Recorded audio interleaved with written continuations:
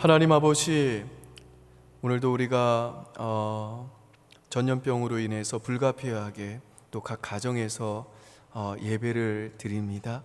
우리 하나님께서 이 시간 우리 사랑하는 성도들 주의 전을 찾고 싶으나 그러지 못한 그 심령을 위로하여 주시고, 그래도 각자의 처소에서 예배자로 서고자 하는 저들의 귀한 마음을 받으시고 하나님 영광 받아 주시고 경배받아 주시옵소서.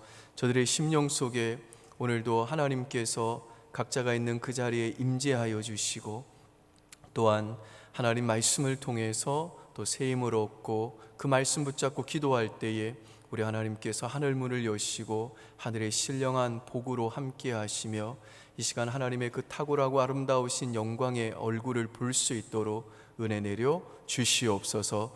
감사드리며 예수님 이름으로 기도합니다. 아멘. 네, 또 각 가정에서 예배드리신 우리 성도님들 주님의 이름으로 환영하고 축복합니다.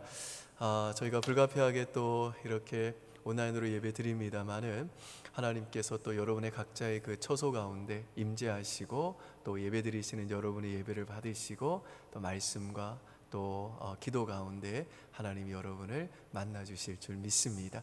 오늘도 우리 교육자들 찬양으로 섬겨주셨는데요, 우리 박수로 각 가정에서 격려해 주시면 좋겠습니다. 박수하겠습니다.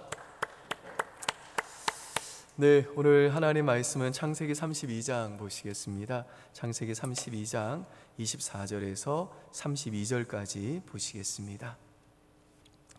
창세기 32장 24절에서 32절까지 다 찾으신 줄 알고 하나님 말씀 제가 읽어 드리겠습니다. 24절부터입니다. 야곱은 홀로 남았더니 어떤 사람이 날이 새도록 야곱과 씨름하다가 자기가 야곱을 이기지 못함을 보고 그가 야곱의 허벅지 관절을 치매 야곱의 허벅지 관절이 그 사람과 씨름할 때에 어긋났더라. 그가 이르되 날이 새려하니 나로 가게 하라. 야곱이 이르되 당신이 내게 축복하지 아니하면 가게 하지 아니하겠나이다. 그 사람이 그에게 이르되 내 이름이 무엇이냐? 그가 이르되 야곱이니이다. 그가 이르되 내 이름을 다시는 야곱이라 부를 것이 아니요 이스라엘이라 부를 것이니 이는 내가 하나님과 및 사람들과 겨루 이겼음이니라. 야곱이 청하여 이르되 당신의 이름을 알려주소서. 그 사람이 이르되 어찌하여 내 이름을 묻느냐 하고 거기서 야곱에게 축복한지라. 그러므로 야곱이 그곳 이름을 브니엘이라 하였으니 그가 이르기를 내가 하나님과 대면하여 보았으나 내 생명이 보존되었다 함이더라. 그가 브니엘을 지날 때에 해가 돋았고 그의 허벅다리로 말미암아 절었더라. 그 사람이 야곱의 허벅지 관절에 있는 둔부의 힘줄을 쳤으므로 이스라엘 사람들이 지금까지 허벅지 관절에 있는 둔부의 힘줄을 먹지 아니하더라. 아멘. 네, 오늘 말씀에 보시면 이제 20년 만에 꿈에 그리던 그 고향 땅으로 돌아가던 야곱이 드디어 이 고향 땅에 들어가는 입구에 해당하는 야복강 나루터에 이르게 됩니다. 그런데 이때 야곱은 미리 보낸 그 사자들로부터 그 형 에서가 이 무장한 400명을 거느리고 오고 있다는 무시무시한 소식을 듣고는 크게 두려워하고 불안해합니다. 그래서 결국 가족들을 먼저 시내를 건너간 후에 야곱은 이제 한밤중에 그 야복강 나루터에 혼자 남게 됩니다. 그러니까 야곱은 이 야복 나루터에서 자신과 사랑하는 그 가족의 생명과 미래에 대해서 심히 불안하고 두려운 마음으로 홀로 그 밤을 맞이하고 있는 겁니다. 그런데 이 위기의 밤에 야곱은요 하나님의 얼굴을 보게 됩니다. 그래서 야곱은 그곳 이름을 브니엘이라고 칭합니다. 30절 보실까요? 우리 이곳에 계시는 교육자들 저랑 한번 같이 읽어보겠습니다. 가정에서도 우리 성도님들 같이 한번 읽어보시죠. 시작. 그러므로 야곱이 그곳 이름을 브니엘이라 하였으니 그가 이르기를 내가 하나님과 대면하여 보았으나 내 생명이 보존되었다 함이더라. 이 브니엘이라는 말은 여러분이 잘 알다시피 하나님의 얼굴이라는 뜻이죠. 야곱이 이 하나님의 얼굴을 보았다는 이 말은 야곱이 위기의 밤에 이 하나님을 아주 생생하게 만났다는 뜻입니다. 그리고 야곱은 이 브니엘 체험을 통해서 인생의 결정적인 전환점과 또 변화를 경험하게 되는데요.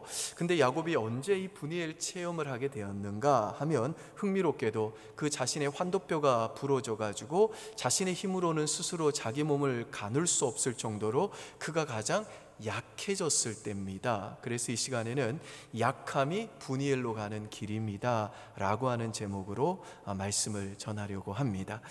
자, 야곱이 이 한밤중에 야복강 나루토에 홀로 있을 때 갑자기 누군가가 이 야곱을 덮치는데요, 이 야곱은 그 낯선 인물과 그래서 이 날이 새도록 이제 싸우게 됩니다. 우리 24절 한번 보실까요?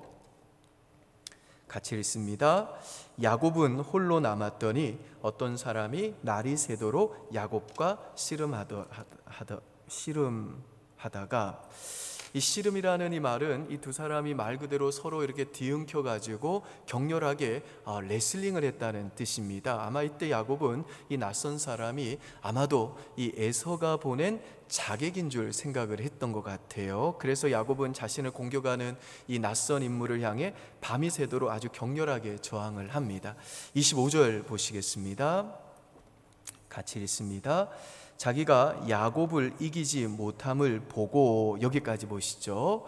여기에서 이 낯선 인물이 야곱을 이기지 못함을 보았다라고 하는 이 말은 이때 야곱이 자신의 그 생명을 보존하기 위해서 그 낯선 사람과 온 힘을 다해서 싸웠다는 뜻입니다. 그러다가 이제 날이 거의 새려고 할 때에 이 낯선 인물이 야곱의 그 허벅지 관절을 칩니다. 25절 다시 보시면요, 제가 읽겠습니다. 자기가 야곱을 이기지 못함을 보고, 같이 읽습니다. 그가 야곱의 허벅지 관절을 치매 야곱의 허벅지 관절이 그 사람과 씨름할 때에 어긋났더라. 이전 성경에는 이 허벅지 관절이라는 단어를 환도뼈라고 번역을 했죠. 이것은 엉덩이뼈를 가리킵니다. 이건요, 이 웬만해서는 이 그 어긋날 수가 없는 이 그런 뼈라고 그래요. 그리고 레슬링 선수는 이 상대와 싸울 때에 만사를 이 엉덩이뼈에 의존한다고 그럽니다. 그래서 이 레슬링 선수는 엉덩이뼈가 상하게 되면 힘을 못 쓴다고 그래요. 따라서 오늘 본문에서 이 낯선 인물이 이 야곱의 허벅지 관절을 쳤기 때문에 이제 야곱은요, 완전히 이 무기력한 존재가 되고 만 것입니다. 그런데 이 낯선 인물이 그 야곱의 허벅지 관절을 치는 순간 비로소 야곱은요, 이 낯선 인물이 하나님이시라는 것을 알게 됩니다. 그래서 그곳 이름을 내가 하나님의 얼굴을 보았다라고 하는 의미로 분이엘이라고 지은 것이죠.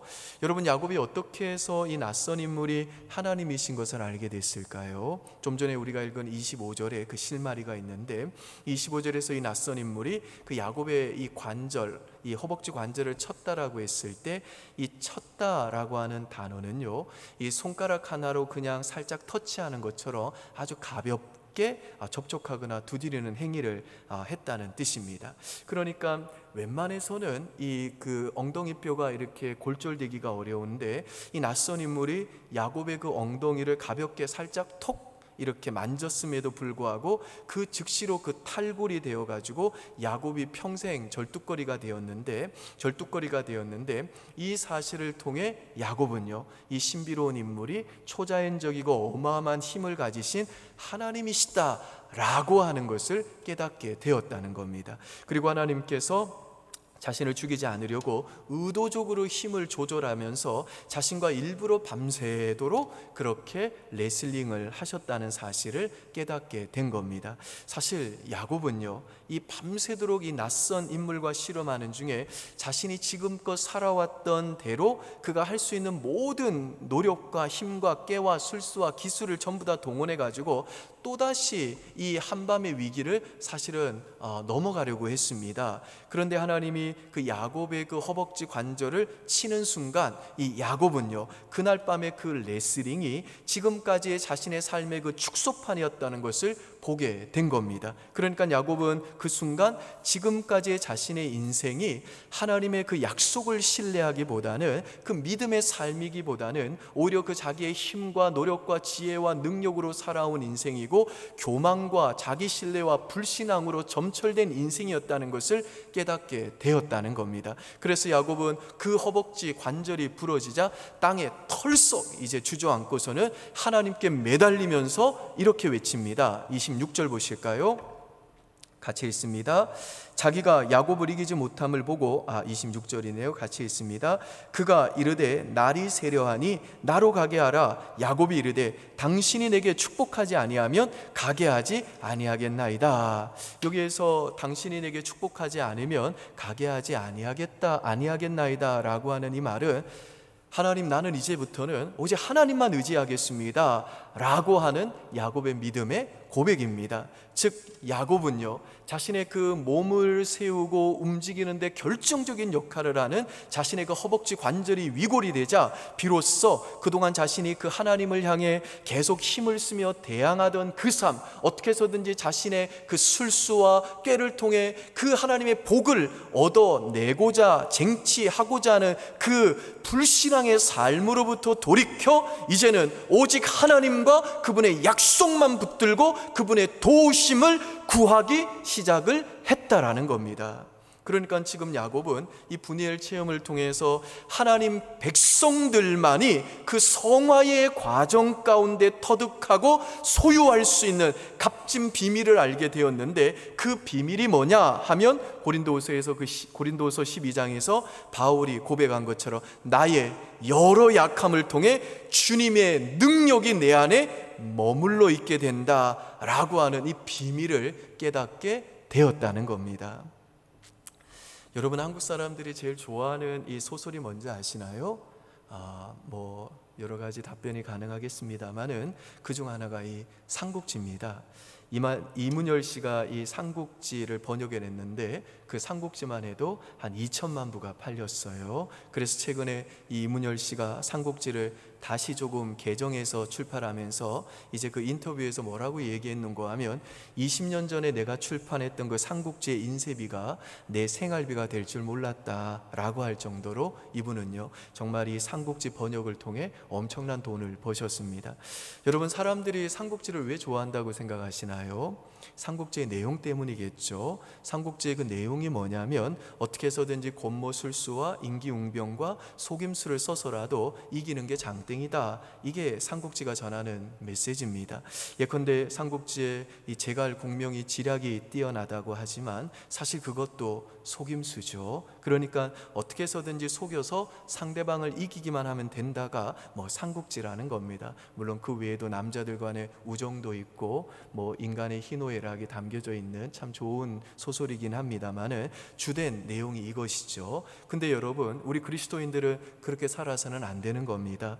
우리 예수 믿는 청년들 잘 들으셔야 돼요. 특별히 여러분들은 제갈공명처럼 되시면 안 되는 거예요. 어떻게 해서든지 이 권모술수와 속임수, 사기 이런 거 해서 어떻게 해서든지 남들보다 위에 올라서려는 시도, 이거는요 그리스도인들이라면 절대로 가져서는 안 되는 마음인 겁니다. 그래서 소설가 황석영 씨가 예전에 삼국지를 출판을 하고 그 후기에다가 이렇게 썼습니다. 삼국지를 읽는 맛은 가슴이 썰렁해지도록 밀려오는 사람의 일생이 덧없다는 회한뿐이다.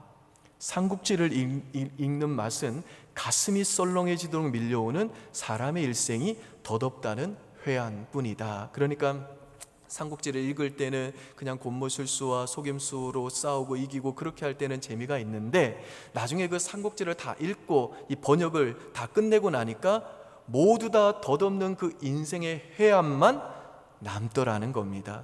여러분, 이게 바로 삼국지를 제대로 읽은 사람들의 고백입니다. 근데 야곱은요 이 분이엘 체험 이전까지 이 삼국지에 나오는 이 인물들처럼 그야말로 자신의 장기를 의지하고 권모술수와 속임수를 통해 어떻게 해서든지 그 하나님의 복을 쟁취하려고 몸부림을 치던 인생을 살아온 겁니다. 여러분, 제가 지난번에 말씀드린 대로 야곱이 에서의 위협을 피해 외삼촌 그 라반이 있는 밧단 아람으로 도망갈 때 그 나이가 77세였습니다. 그리고 20년 만에 이제 고향으로 돌아오고 있으니까 지금 야곱이 이 분이엘 체험을 할 때에는 97세인 겁니다.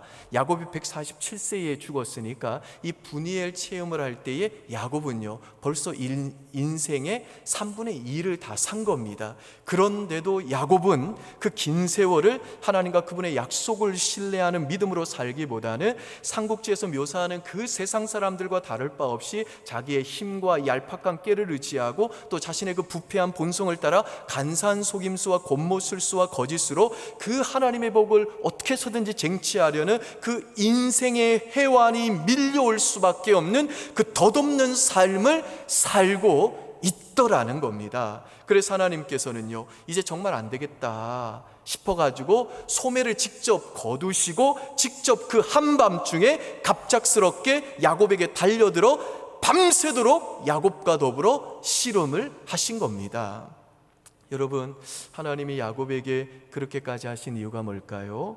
야곱이 뭐 잘나거나 이뻐서가 아니라 그를 창세전부터 택하시고 복중의 태에서부터 택하신 그분의 은혜 때문에, 그리고 창세기 28장에서 하나님이 베델에서 내가 너에게 준 이 약속을 너의 삶 속에 반드시 성취하기 위해서 내가 너와 함께 있을 것이다, 네가 어디로 가든지 간에 내가 너를 지켜줄 것이다, 내가 너를 이 땅으로 반드시 다시 돌아오게 할 것이고 내가 너에게 허락한 것을 다 이루기까지 내가 너를 떠나지 않게 할 것이다, 그래서 너의 후손을 통해 메시아가 반드시 이 땅에 오게 하고 그래서 열방이 내가 아브라함에게 약속했던 것처럼 복을 받게 할 것이다 라고 야곱에게 말씀하신 하나님 자신의 그 약속을 맹렬한 열심으로 지키고야 마시는 하나님의 그 신실한 본성 때문에, 그리고 아무런 자격 없는 야곱을 하나님의 백성으로 영원전부터 그 복중의 태에서부터 택하신 하나님의 그 무조건적인 은혜와 변함없고 포기하지 않는 하나님의 그 바보 같은 사랑 때문에 하나님이 야곱의 삶에 간섭을 하셨다라는 겁니다. 그래서 하나님이 야곱의 허벅지를 치는 그 순간 야곱은요, 이 밤에 지금 자기가 하나님과 더불어 싸우는 이 싸움이 바로 지금까지 살아온 자신의 삶의 축소판이었다는 것을 깨닫게 되고 그 하나님 앞에 비로소 엎드리게 된 것입니다. 즉 야곱은요, 이 순간 자기 지금까지의 자신의 인생이 그 하나님과 그분의 약속을 어린아이처럼 신뢰하기보다는 오히려 자신의 힘과 노력과 지혜와 능력으로 곤모술수와 속임수로 그렇게 이 그 하나님의 복을 쟁취하려고 했었던 교만과 자기 신뢰와 불신앙으로 점철된 인생이었다는 것을 깨닫게 되었다는 겁니다. 그뿐 아니라 그보다 더 중요한 것은 뭐냐면 이 밤의 야곱은요, 그런 못난 자신의 불신앙과 교만에도 불구하고 하나님은 그런 자신을 그가 100세가 되는 그 오랜 시간 동안 오래오래 참으셨고 그의 삶 속에 거듭거듭 간섭하사 결국에는 신실하게 그 약속을 지켜오고 있었다는 것을 그가 깨닫게 되었다라는 겁니다. 그리고 자신을 그 벼랑 끝으로 몰아가셔가지고 자신의 그 교만과 불신앙의 그 허벅지 관절을 꺾으시면서까지 결국에는 자신에게 약속하신 그 복을 반드시 주시고야 마시는 하나님의 그 포기하지 않는 사랑과 무조건적인 은혜를 가슴 절절히 깨닫게 된 것입니다. 그리고 야곱은 이렇게 자기 의존과 자기 확신과 교만과 불신앙의 허벅지 관절이 이제 부러지고 하나님의 성품을 깊이 경험하고 난 다음에 하나님의 얼굴을 직접 대면하고 난 다음에 비로소 땅에 털썩 주저앉고서는 하나님의 그 바짓가랑이를 붙들면서 그가 그토록 갈망했던 하나님의 복을 간절히 구하게 됩니다. 우리 26절 보실까요? 26절 다시 한번 읽습니다. 시작. 그가 이르되 날이 세려하니 나로 가게 하라. 야곱이 이르되 당신이 내게 축복하지 아니하면 가게 하지 아니하겠나이다. 호세아 12장에서 이때 야곱이 울면서 간구했다고 그랬습니다.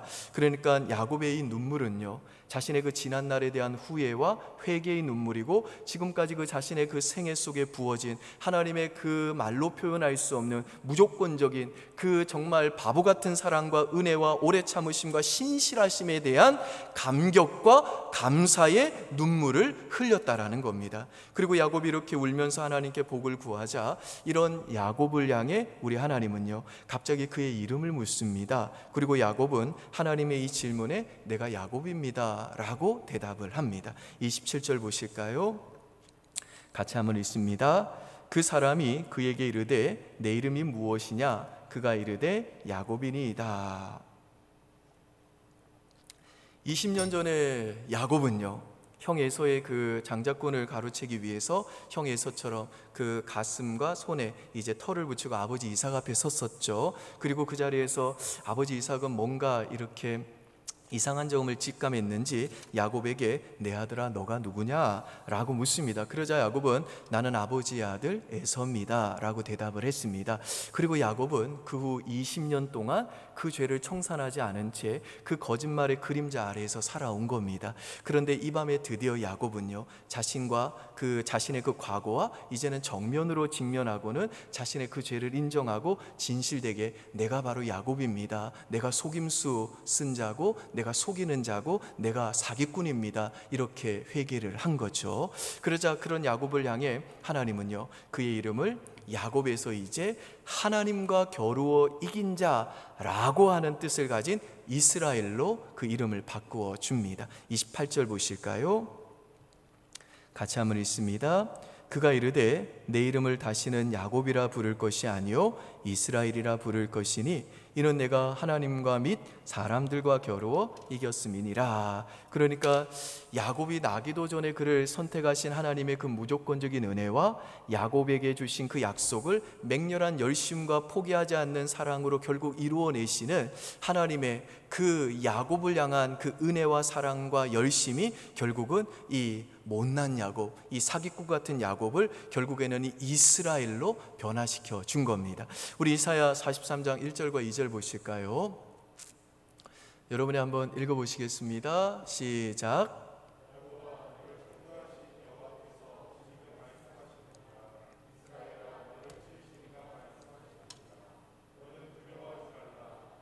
너를 구속하였고 내가 너를 지명하여 불렀나니 너는 내 것이라. 내가 물 가운데로 지날 때에 내가 너와 함께 할 것이라. 강을 건널 때에 물이 너를 침몰하지 못할 것이며 내가 불 가운데로 지날 때에 타지도 아니할 것이요 불꽃이 너를 사르지도 못하리니. 여기에서 이 야곱이라는 표현과 이스라엘의 표현이 나오는데요, 이 표현은 둘 다 하나님의 백성을 가리킵니다. 그러니까 하나님의 백성들인 저와 여러분은 사실 야곱과 같이 구원받았으면서도 끊임없이 내 힘과 깨와 술수와 또 거짓으로 이 하나님의 복을 쟁취하려는 자들이라는 겁니다. 그런데 하나님께서는요, 야곱아, 이스라엘아 하고 당신의 백성들을 부르십니다. 그리고는 너는 내 것이다, 그래서 내가 반드시 너에게 복을 부어줄 것이다 라고 맹세를 하십니다. 그런데 2절을 보시면 그 야곱과 이스라엘이 물 가운데로 지나가게 놔두시고 불 가운데로 행하도록 놔두십니다. 아니 어차피 하나님이 복을 주실 거면 물 가운데로 지나고 불 가운데로 행할 때 건져줄 것이 아니라 아예 처음부터 불 가운데로 안 들어가게 하시고 물 가운데로도 안 들어가게 해주시면 더 좋은 거잖아요. 야곱에게 어차피 복을 주실 거면 굳이 뭐 그 환도표 끊어버려 가지고 그 남은 그 노인의 그 시기를 절뚝거리며 살게 할 필요는 없잖아요. 근데 왜 하나님은 우리들이 물속에 불속에 들어갈 때는 가만히 놔두시고 그 속에 들어가서 허우적거릴 때 우리와 함께 하시고 우리를 건져 주신다고 말씀하나요? 왜냐하면 하나님의 백성들인 우리들이 그 하나님의 약속과 또 그 약속을 반드시 이루시는 하나님의 열심과 신실하심과 능력에 모든 것을 맡기는 것이 아니라 우리도 구원받았습니다마는 야곱처럼 수시로 우리들의 힘과 꾀를 동원하여 하나님의 복을 쟁취하려고 우리 스스로가 물속으로 들어가고 우리 스스로가 불속으로 들어가지만 우리 하나님은요, 그래도 우리를 절대로 포기하지 아니하시고 그때마다 우리의 삶에 간섭하셔서 일부러 친히 불속으로 물속으로 직접 들어와 가시고 우리를 건져내어 주신다라는 겁니다. 그래서 그 하나님의 거듭되는 간섭하심을 통해 우리들이 그 하나님의 복은 우리들의 그 행위나 자경이나 조건에 근거하지 않고 정말 자유롭고 불가항력적으로 부어주시는 하나님의 은혜의 선물이라는 사실을 깨닫게 하심으로 내 깨와 내 잘난 머리를 믿고 곤모술수와 속임수를 통해 하나님을 그 복을 쟁취하고자 했던 어리석은 죄를 내려놓게 하시고 하나님, 나는 연약합니다. 하나님만이 나의 힘이 되십니다. 하나님 외에는 나는 의지할 것이 없습니다. 나는 쩔뚝거려도 괜찮습니다. 내가 하나님만 의지할 수 있다면 차라리 쩔뚝거리며 살겠습니다. 내게는 오직 하나님의 그 능력과 복이 필요합니다 라고 오직 하나님만 붙드는 그 이스라엘이 되는 그 자리까지 우리 하나님은요, 그 맹렬하고 집요한 열심으로 우리를 성화시켜 가시고 결국에는 그 영광스러운 자리까지 우리를 끌고 가시고야 마신다라는 것입니다. 그러므로 사랑하는 여러분, 지금 혹시 불 가운데로 물 가운데로 지나가는 것 같은 처지와 형편이 있다면, 또 갑자기 찾아온 그 가난, 결핍, 질병, 아픔, 이별, 상실, 고독, 억울함과 같은 여러분들의 그 약함이 보인다면, 그게 바로 하나님이 여러분을 사랑하사 그 약함을 통해 여러분들을 그 분이엘의 체험으로 인도하시려고 하나님이 여러분에게 걸어오시는 시름일 수 있음을 믿으시기를 바랍니다. 여러분, 사실 우리들의 삶이 굉장히 쓸모없어 보이고 악취를 풍기면서 내 삶에 손해만 끼치게 되는 그런 쓰레기들도요, 우리들이 잘만 활용만 하면 우리 삶의 유익한 재료로 사용되는 일이 우리 삶에는, 일상의 삶에는 빈번합니다. 예컨대 우리 주부들은 잘 알 겁니다. 후라이팬이나 냄비에 이제 생선 요리하고 난 후에 아무리 세제로 빡빡 닦아도 처음에는 그 냄새가 없어지는 것 같습니다만은, 그 다음 요리를 하려고 불로 가열을 해보면 그때 배어있는 냄새들이 나와가지고 그 다음 요리를 망칠 때가 많습니다. 특별히 두 번째 하는 요리가 굉장히 그 원재료가 향을 살려야 되는 굉장히 귀한 재료라면 더욱더 이제 이 화가 난다는 거죠. 이럴 때 다시 퐁퐁으로 아무리 잘 닦아도 그 비린내 나는 냄새가 잘 안 가십니다. 그럴 때 어떻게 해야 되는가 하면, 그 물을 이제 냄비나 후라이팬에 넣고 펄펄 끓이다가 귤 먹고 남은 귤 껍질 있죠, 그거 버리지 말고 그거 한 두세 개만 넣고 이렇게 끓이면요, 이 귤 껍질이 탈취 효과가 아주 탁월해 가지고 그 끓는 동안에 그 후라이팬의 냄비 악취를 싹 잡아주고, 그래서 깨끗한 요리를 할 수 있다라는 겁니다. 김 빠진 사이다 같은 것도 그렇습니다. 이게 설탕물보다 사실 못하죠. 그래서 그 김 다 빠진 사이다 버려야 되잖아요. 그런데 우리들이 꽃꽂이를 할 때, 혹은 화병에다가 이제 꽃을 이제 놓을 때에 그 김 빠진 사이다를 한번 같이 이렇게 뿌리게 되면요, 이게 삼투한 현상 때문에 그 꽃대가 훨씬 더 물을 잘 빨아들이고 생생하고 싱싱한 채로 그냥 꽃을 꽂아 놓는 것보다 2, 3일은 더 싱싱한 재료의 채로 이 꽃이 유지가 된다고 그럽니다.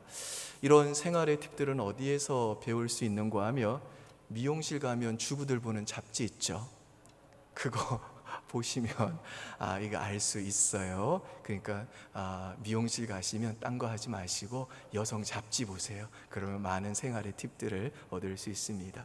여러분, 마찬가지로 우리 모두에게 저마다 왜 이런 일이 내 삶에 벌어졌나 싶은, 내 삶에 갑자기 찾아온 약함들이 저마다 있습니다. 가난, 질병, 결핍, 아픔, 이별, 상실, 고독, 억울함, 이런 일들이 나에게 찾아올 때 이것을 의미 없이 그냥 내 삶 속에 버려버리면 분명히 그냥 버려진 쓰레기처럼 이 분노, 혈기, 원망, 불평, 시시비비, 책임전가, 우울증, 패배감 따위에 섞어 문드러지는 냄새나는, 그 악취나는, 내 삶에 분명히 손해만 끼치는 쓰레기 같은 것들이 됩니다마는, 우리들이 이 약함을 잘만 사용하면요, 오히려 우리의 삶을 더 진일보하게 성숙시키고 우리의 신앙을 더 정교하게 다잡아주고 우리를 더 거룩한 자리로 인도해주는 멋진 영적인 재료가 될 수 있다라는 겁니다. 그러니까 우리들에게 찾아온 그 약함 때문에 내가 그것 때문에 꼬꾸라지고 망하는 인생이 아니라, 그 약함 때문에 내가 죽을 것 같지만 실은 그것 때문에 내가 하나님 없인 살 수 없는 자가 되어 상한 심령으로 하나님 앞에 나아가 무릎 꿇게 되고 다시 고개를 조아리게 되고 하나님의 그 은혜의 옷자락을 붙잡고 매달리게 되면,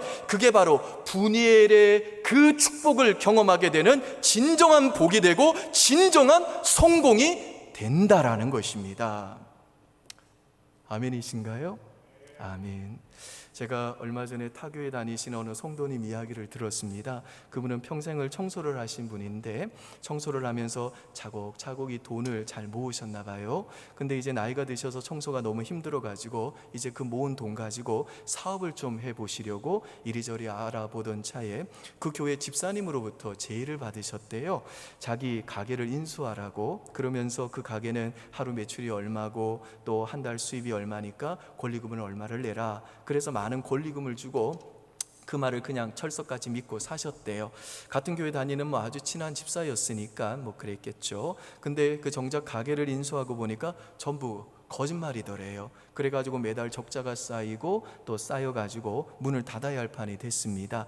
그때 퍼뜩 들었던 생각이, 나도 똑같이 누군가에게 그렇게 속여서 이것을 넘기는 방법밖에 없겠다라고 생각을 하셨다고 그럽니다. 자기 원금을 찾으려고 하면 그 방법밖에 없잖아요. 근데 한편으로는 내가 그리스도인인데 그렇게 해서 되겠는가, 또 이런 생각이 들더래요. 그래서 결국은 깨끗이 그 가게 문을 닫아버렸어요. 평생 번 돈 다 날린 거죠. 그리고 다시 청소를 하기 시작을 하셨다는 겁니다. 그리고 나서 얼마 있다가 그 가게를 자기에게 판 그 교회 집사를 마켓에서 우연히 만났습니다. 그래도 자기는 반갑게 인사를 했는데 그 사람은 얼굴이 붉어지더니 쳐다보지도 못하고 당황하다가 도망가더래요. 그때 이분이 깨달으셨대요. 누가 승자고 누가 이긴 거냐. 삼국지식으로 따지면 이분한테 가게 판 그 집사가 이긴 거죠. 속여가지고 가게 팔아서 자기는 대단한 돈을 벌었으니까. 근데 정작 그 집사한테 속은 이분은요, 아니다, 나는 누구를 만나도 반갑게 인사할 수 있고 밤에 두 발 쭉 뻗고 자는데 그 사람은 나를 봐도 인사도 못하고 아마 오늘 밤에 가서 두 발 쭉 뻗고 잠 못 잤을 것이다. 그 사람은 패자고 내가 승자다, 그러더라는 것이죠. 여러분, 이런 분이 바로 분이엘을 통해 하나님을 진짜 만나신 분입니다. 이분이 바로 그 불과 인생의 물을 통과하면서 나는 연약합니다, 저에게는 하나님만 있으면 됩니다, 하나님만이 나의 힘이 되십니다, 하나님 외에는 저는 의지할 것이 없습니다, 이 세상의 모든 물질이 다 내게 있어도 하나님 없으면 나는 망한 인생입니다, 하나님만이 나의 진정한 복이십니다 라고 고백하는 진정한 이스라엘로 변화되신 분이 바로 이런 분인 겁니다. 저는 오늘 이 밤에 저와 여러분에게도 우리들의 그 인생의 여러 약함을 통해 하나님의 얼굴을 보는 자리로 인도하시는 이 분이엘의 하나님, 이 분이엘의 하나님, 이 분이엘의 하나님 꼭 만날 수 있기를 바랍니다. 그래서 야곱에서 이스라엘로 변화되는 그 인생의 결정적인 전환점과 변화를 체험하고 부디 이 혼돈스러운 세상 가운데 어떠한 에서의 위협 앞에서도 하나님 때문에, 하나님을 내 인생의 복으로 삼고 있기 때문에 두 발 쭉 뻗고 잘 수 있는 진정한 인생의 승리자들로 살아가는 저와 여러분 되시기를 주님의 이름으로 축원드립니다. 아멘. 네, 이 시간 우리 하나님 앞에 찬양 먼저 했으면 좋겠습니다. 오늘 우리가 각자 가정에서 하나님 앞에 예배하고 있습니다만은, 그래서 너무너무 아쉽고 너무너무 안타깝고 참 한편으로는 너무 슬픕니다만은, 이런 우리의 심정을 헤아려 주시고 우리가 하나님 앞에 예배드리는 그 처소에 하나님이 임재하시고 분이엘의 하나님으로 우리를 만나 주시고 하늘 문을 열어 하나님의 은혜를 부어 주실 거라는 이 믿음으로 우리 하늘의 문을 여소서 우리 찬양 같이 합니다.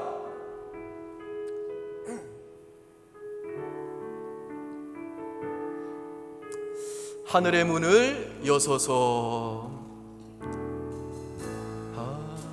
하늘의 문을 여소서, 이곳을 주목하소서, 주를 향한 노래가 꺼지지 않으니 하늘을 열고 보소서. 이곳에 임재하소서. 주님을 기다립니다. 이곳에 임재하소서. 주님을 기다립니다. 기도의 향기가 하늘에 닿으니 주여 임재하여 주소서. 주여 임재하여 주소서. 우리 믿음으로 고백합니다. 이곳에 오셔서, 이곳에 앉으소서. 이곳에서 드리는 예배를 받으소서. 주님의 이름만이, 오직 주의 이름만 이곳에 다시 한번 고백합니다. 하늘의 문을 여소서, 하늘의 문을 여소서, 이곳을 주목하소서. 주를 향한 노래가 꺼지지 않으니 하늘을 열고 보소서. 이곳에 임재하소서. 주님을 기다립니다. 기도의 향기가 하늘에 닿으니 주여 임재하여 주소서. 아멘. 이곳에 오셔서, 이곳에 오셔서, 이곳에 앉으소서. 이곳에서 드리는 예배를 받으소서. 주님의 이름이, 주님의 이름만이, 오직 주의 이름만 이곳에 있는, 이곳에 오셔서, 이곳에 앉으소서.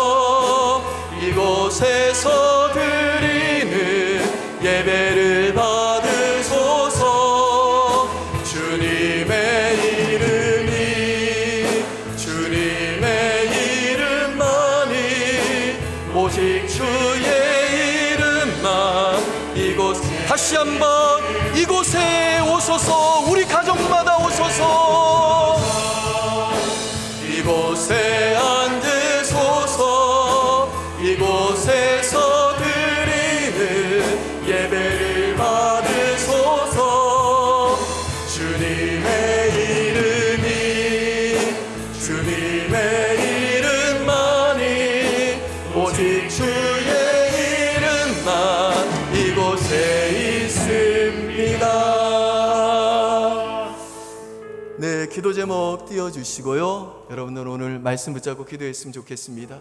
어쩌면 우리나라와 온 세상이, 그리고 또 특별히 한국교회가 지금 물속으로, 불 속으로 들어가고 있는 것 같아요. 이럴 때 우리에게 필요한 게 뭘까요? 이런 위기를 통해, 또 이런 역사의 암울한 밤을 통해 하나님은요, 우리가 이 시간을 낭비하지 않고 우리의 지난 날을 다시 한번 돌아보면서, 우리는 혹시 야곱과 같지는 않은가? 나는 지금까지 어떻게 살아왔는가? 나는 정말 이 세상에 모든 것이 없어도 하나님만 한 분으로 족한 인생을 살고 있는가? 그 하나님을 내 인생의 가장 중요한 복으로 알고 그 약속을 의지하는 믿음의 삶을 살고 있는가? 우리 자신을 다시 한번 돌아보고 하나님 앞에 우리가 야곱과 같은 옛 모습이 있다면 회개하고 철저하게 엎드려 그 하나님을 붙드는 기도가 우리에게 필요하다고 생각이 듭니다. 그래서 이 시간 야곱처럼 하나님의 약속을 신뢰하는 믿음보다도 내 힘과 깨와 실수로 살아온 죄를 우리 회개했으면 하고요, 지금 내 인생에 찾아온 이 약함을 통해 그것이 무엇이든지 간에 하나님 나를 분이엘의 그 하나님을 만나는 기회로 저를 그 자리로 나를 인도해 주십시오. 정말 하나님 없이는 나는 살 수 없습니다. 다시 나를 하나님의 의지하는, 하나님만 의지하는 이스라엘로 나를 변화시켜 달라고 우리 시간 하나님 앞에 기도하겠습니다. 아버지, 내가 야곱입니다. 그렇게 오랫동안 신앙생활했지만 하나님, 내가 여전히 야곱입니다. 여전히 내 안에 있는 것들 의지하고 내 힘과 술수 의지하고, 그래서 하나님의 복을 쟁취하려고 애쓰는 야곱이 바로 저인 것을 고백합니다. 살아계신 하나님 아버지, 그래서 저는 분이엘의 하나님을 만나기를 원합니다.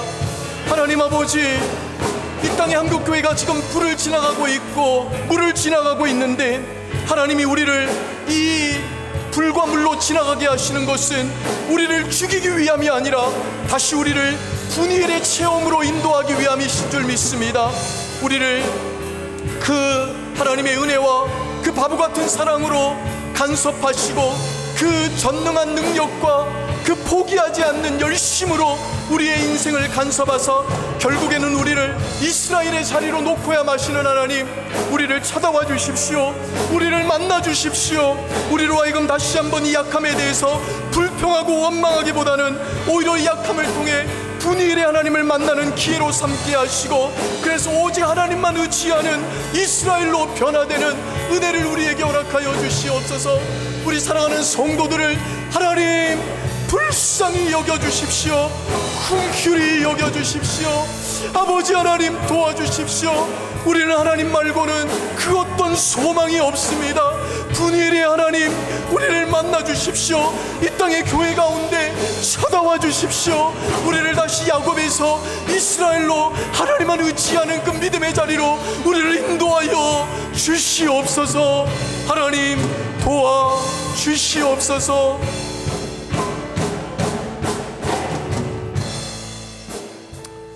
네, 이어서 우리 주여 우린 연약합니다. 이어서 찬양합니다.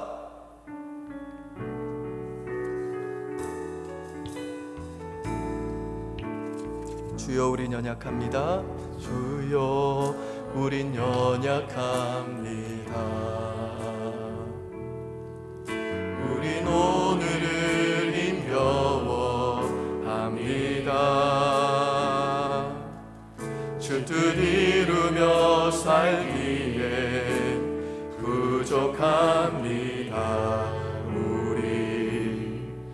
우린 연약한 주여, 우린 야곱처럼 오늘도 넘어집니다. 주여 우린 넘어집니다. 오늘 하루 또 실수합니다. 그래서 우리는 주의 긍휼을 구합니다. 그래서 우리는 주만 바라봅니다. 한없는 주님의 은혜, 한없는 주님의 은혜, 온 세상 위에 넘칩니다. 가릴 수 없는 주 영광, 온 땅 위에 충만한 주님만이 길이오니, 만이 길이오니. 우린 그 길 따라갑니다. 그날에 우리 이루신 주는 완전. 다시 한번 고백합니다. 주여 우린 연약합니다. 우린 연약합니다. 우린 오늘을 힘겨워합니다. 주 뜻 이루며 살기에 부족합니다. 우린 연약합니다. 주여 우린 넘어집니다. 주여 우린 넘어집니다. 오늘 하루 또 실수합니다. 주의 긍휼을 구하는 죄인. 그래서 우리는 주만 바라봅니다. 주만 바라봅니다. 한없는 주님의 은혜, 한없는 주님의 은혜, 온 세상 위에 넘칩니다. 가릴 수 없는 주 영광, 온 땅 위에 충만합니다. 주님만이 길이오니, 우린 그 길 따라갑니다. 우린 그 길 따라갑니다.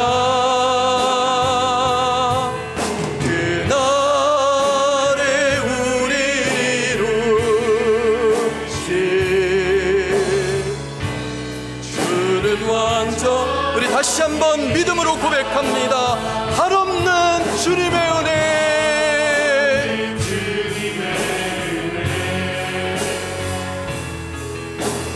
온 세상 위에 넘칩니다.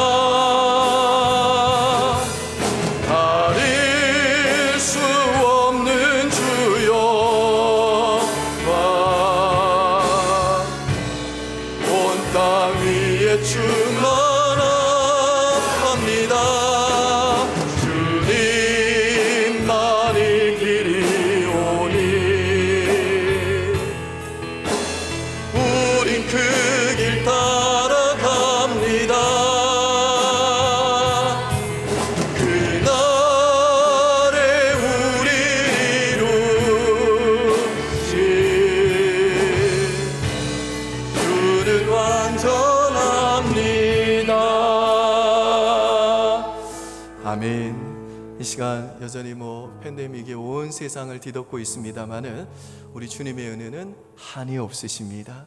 온 세상에 여전히 그 은혜가 넘치는 줄 믿습니다. 그래서 우리는 이 어려운 때에도 주님만 따라가야 될 줄 믿습니다.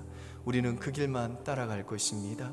그리고 우리를 이 어려움을 통해 다시 야곱에서 이스라엘로 영광스러운 그 자리로 인도해 가시고 우리를 그 자리에 서게 만드시는 그 완전하신 하나님을 노래하게 될 것입니다. 여러분이 믿음 가지고 이 나라 민족을 위해서 기도하시되 더 이상 이 코로나가 확산되지 않도록 이번 주가 참 고비인데 하나님 부디 다음 주까지 속히 이 코로나를 하나님이 좀 막아주십시오. 전능하신 능력으로 막아주십시오. 궁유를 베풀어 주십시오. 하나님 도와주십시오. 그렇게 하나님께 기도하시면 좋겠고요.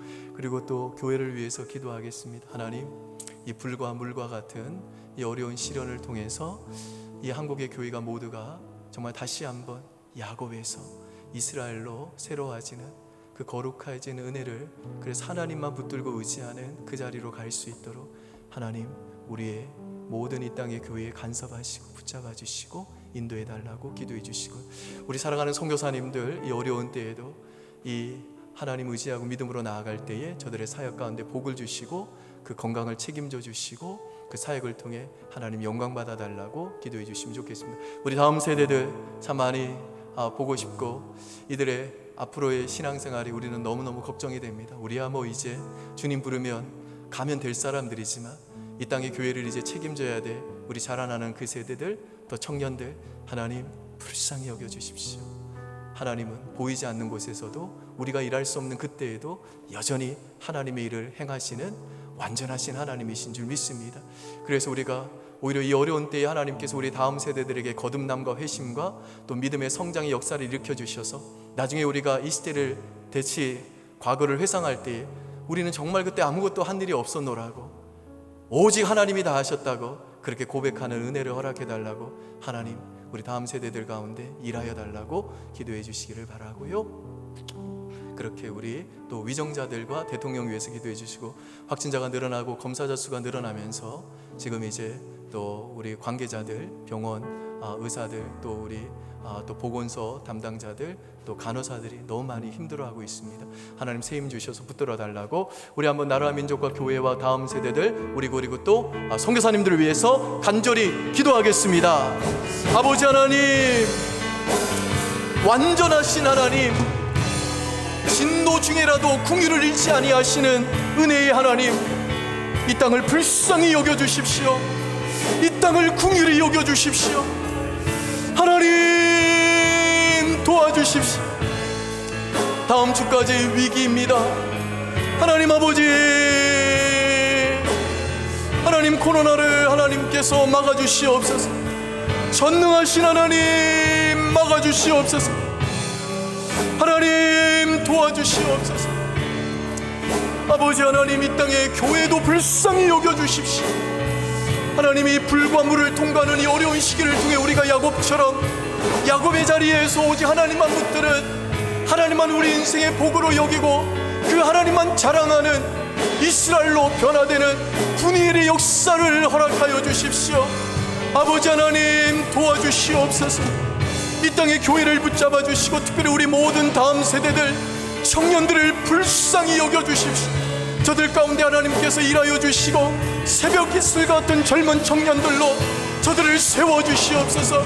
그래서 우리가 다시 한번 이 과거를 회상할 때에 우리는 아무것도 한 일이 없었노라고, 하나님께서 영적인 각성과 부흥의 역사를 일으키셨나라고, 하나님이 모든 일을 행하셨노라고, 하나님의 그 은혜에 감사하며 하나님께 모든 영광을 돌릴 수 있도록 살아계신 하나님 도와주시기를 원합니다. 우리 모든 선교사님들 하나님께서 불쌍히 여겨주십시오. 이 어려운 때에 저들의 건강을 책임져 주시고 그 사역을 포기하지 않게 하시고 오직 주님만이 완전하심을 믿고 끝까지 주님께서 주신 사명의 길을 걸어가시도록 하나님께서 붙잡아 주시기를 원합니다.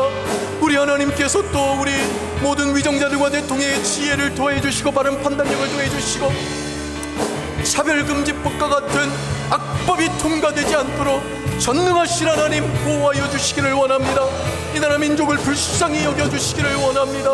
아버지 하나님, 지금 또 검사자 수와 또 확진자가 늘어나면서 우리 귀한 또 모든 간호사들과 그리고 의사 선생님들, 보건당국자들이 많이 힘들어하고 있습니다. 아버지께서 새 힘을 허락하여 주시고 지치지 않게 도와주시고 하나님께서 저들의 수고와 헌신을 받아주시고 하나님의 복으로 저들의 인생 가운데 쏟아부어 주시기를 원합니다.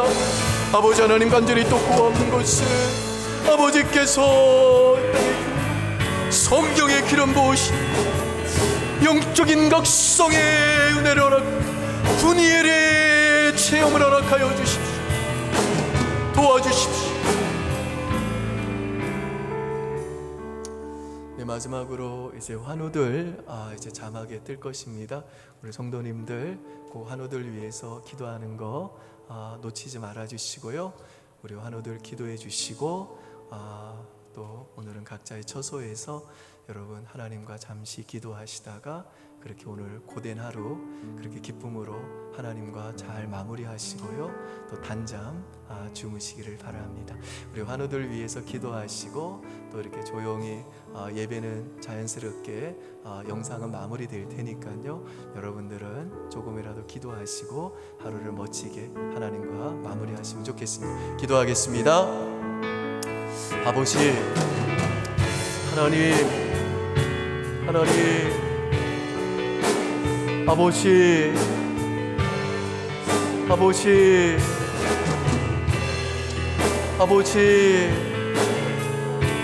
하나님,